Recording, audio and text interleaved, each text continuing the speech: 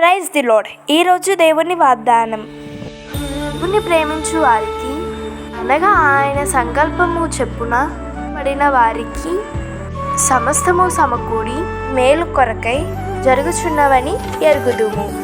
రోమీయులకు 8:28. ఈరోజు నీ జీవితంలో ఏం జరిగినా దేవుడు దానిని నీ మేలుకై మారుస్తాడు. కష్టం వచ్చినా, ఆలస్యమైనా, అర్థం కాకపోయినా చివరికి నీకు ఆశీర్వాదంగా మారుతుంది. పరిస్థితులు ఎలాగున్నా ధైర్యంగా ఉండు. దేవుడు అన్నిటినీ నీ మంచిగానే వాడుకుంటాడు. ఈ వాగ్దానం మనందరి జీవితంలో నెరవేరును కాక. ఆమేన్.